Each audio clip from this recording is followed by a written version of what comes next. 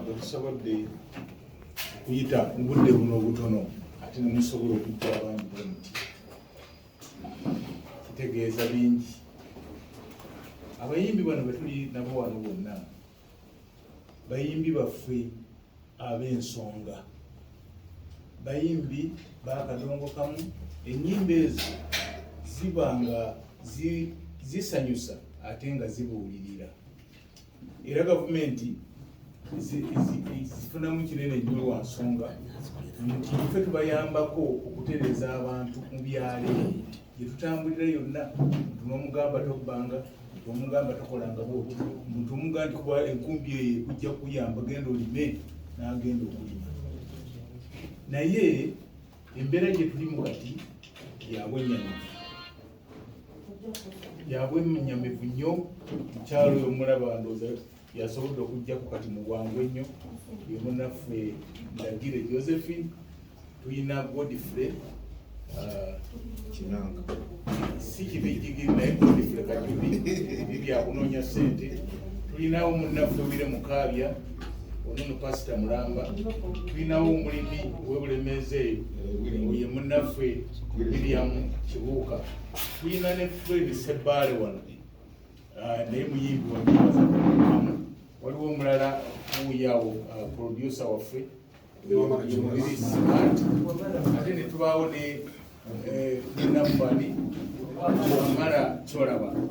Bonna abo bayimbi era bayimbi ba nsonga, abayimbi abeegattira mu kibiina kino ekya Komawo, nga buli muyimbi alina kyategeeza.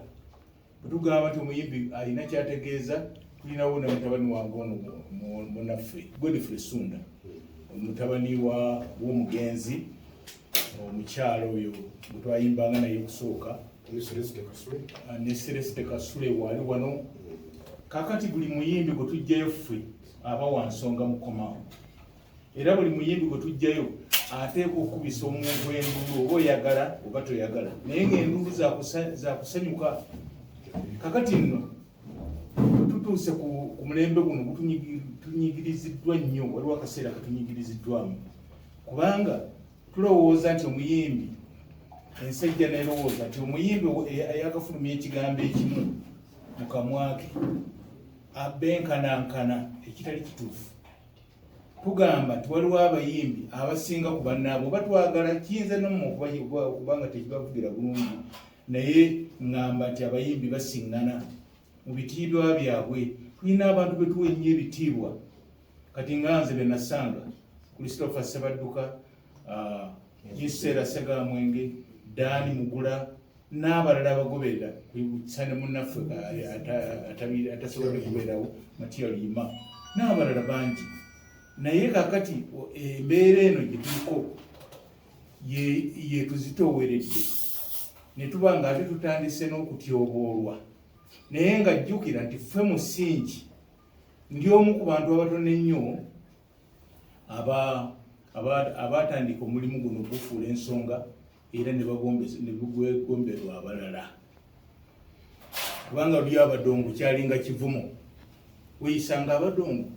Naye nze navaayo omu ku bantu nga bataano eyavaayo ne ŋŋambako nze omulimu guno nteeka ogufuula ku kintu ekirala, era omutindo gwange gubadde mulungi okuva emabega, naye nga tukolera mu bugubi, mu buzibu. Tulinga bannaku zino, kubanga ennaku zino owulira buwulizi nti oli bamuwadde miliyoni 4 n'agenda akole ekivulu. Ffe tubadde tukolera tekyaliyo. Kati ng'ekyo olw'okuba nti no tekyaliwo, ng'olina kgenda ku muntu munno n'akugamba nti nkuwambuzi naye ojja kuzza nte. Kati n'ekintu ekyo kinene, naye ndowooza nakyo kwankivunja kuba saagalayo omuntu atategedde nti omuntu ogamba nti nze nkuwambuzi genda ogikozese, naye ate olya ozze nte, kitegeeza sente z'obazza nnyingi nnyo. Era nze ng'omu kyekyansiba mu mabanja agatuukirira mu miliyoni nga 26 nakati genkyatunka nago. Naye bwe ndaba omuntu ng'atandika okumpisaamu amaaso, kinnuma nnyo. Mukadde wange Dani Mugula, nze gye natwalanga ennyimba aziverifying alabe oba ntuufu, n'akubbiza report n'agamba nti yongeramu wano, nga ntutte gita njikubira mu maaso ge. Naye kati bwe ndaba nga omuntu amwegeraageranyako nti talina kyeyakola, kwegamba mpulira nga bw'aba mu mukulembeze wange ekintu mba njagala nkigire kiri nkiveemu.